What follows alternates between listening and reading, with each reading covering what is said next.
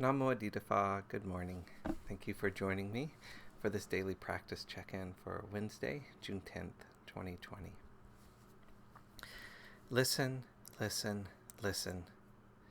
This beautiful sound calls us back to our true home.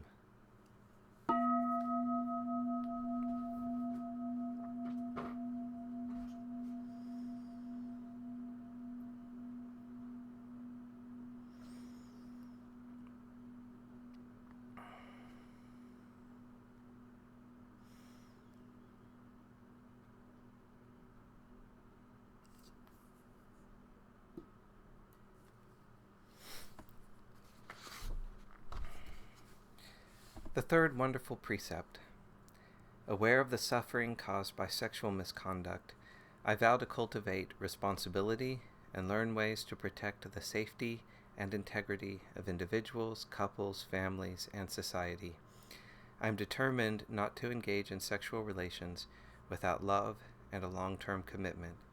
To preserve the happiness of myself and others, I am determined to respect my commitments and the commitments of others. I will do everything in my power to protect children from sexual abuse and to prevent couples and families from being broken by sexual misconduct.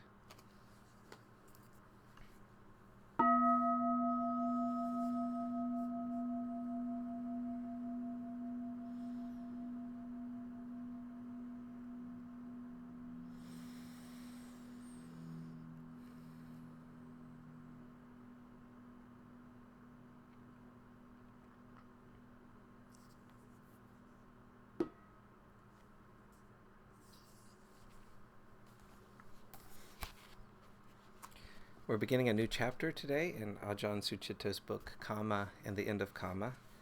Is there an end? Do you ever have times when you wonder whether your practice is getting anywhere? Do you sometimes just step back from the fine details and consider, am I less anxious and opinionated? Am I more at peace with myself and more compassionate towards others? Am I a better person for all this? Acknowledgement of results. These are reasonable questions. Results are what we're interested in. And Dhamma practice does have some immediate results. We're more conscious of what impulses and sensations are running through our systems, and we get a sense for what to act upon and what to put aside. We also start to establish values, ones that can withstand the pressures of busy lives or the biases of the media. In other respects, you have to know what to look out for.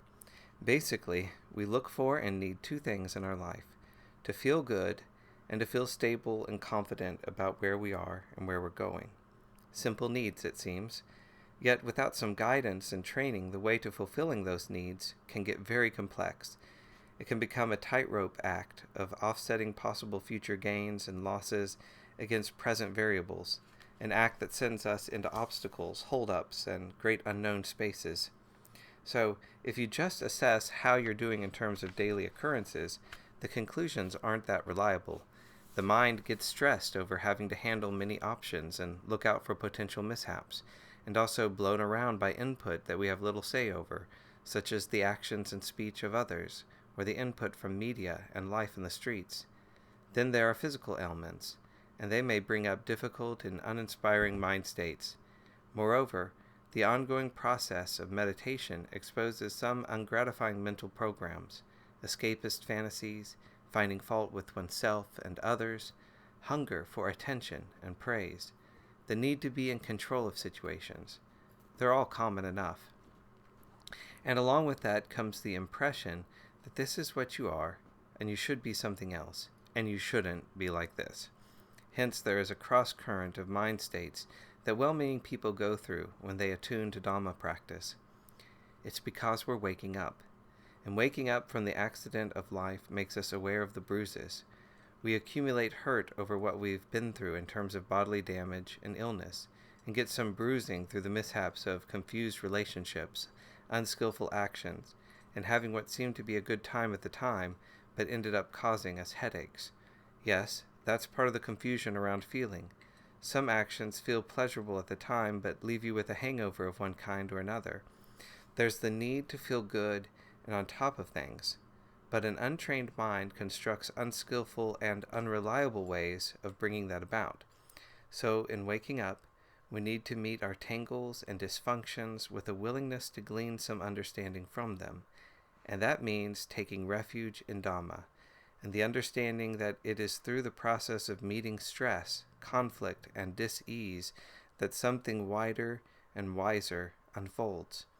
We have to find value and assurance just in undertaking that process of waking up, and in doing the work that makes it possible.